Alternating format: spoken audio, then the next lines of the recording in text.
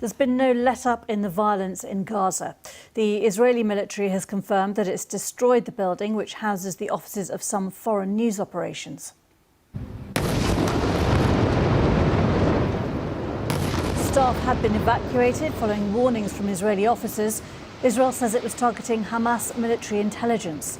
Earlier, Palestinian officials said Israeli airstrikes killed 14 people, including 5 children, in a densely populated refugee camp.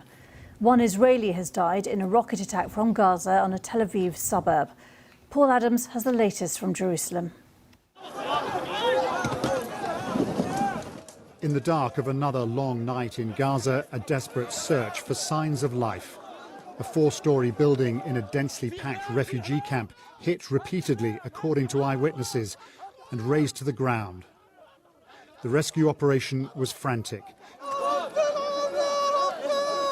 yielding only a catalogue of death.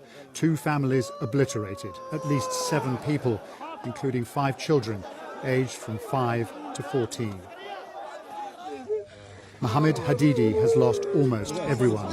His wife, Maha, and the children were staying with her brother when the missile struck. Little Omar is all he has left, found in the rubble next to his mother. Images released overnight display an operation that shows no sign of letting up. Israel says it's up to Hamas to stop firing first. That's not happening either. This, the aftermath of a rocket attack in the city of Beersheba. The rockets are, as always, indiscriminate. This is a solemn day across the Palestinian territories. In Ramallah, on the West Bank, sirens sounded to mark the 73 years since the creation of the State of Israel and the dispossession of hundreds of thousands of Palestinians. On the streets of Israel's mixed cities, where Jews and Arabs live side by side, uneasy quiet this morning after nights of shocking violence. This is Jaffa, scene of fresh disturbances last night, now almost deserted. Fear and hatred tugging away at the fabric of Israeli society. Paul Adams, BBC News, Jerusalem. Well, our correspondent in Gaza, Rushdie Abu Aleph, has more on the events leading up to the destruction of the building which was housing international news companies.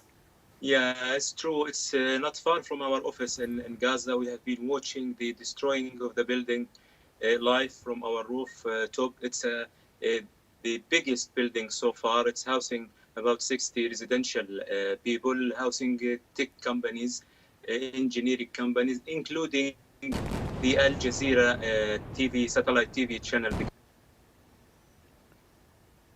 Yeah, I was speaking to the landlord of the building. He said he received a call from Israeli officer telling him that you have to evacuate the building immediately. The guy, the owner said he asked the officer for another 10 minutes to take some of the archive from the Al Jazeera office, but they refused, and he asked everybody to be away from the building. Then it was fired some warning shots, warning rockets on the roof of the building. Then the building was completely destroyed from Israeli fighter jets.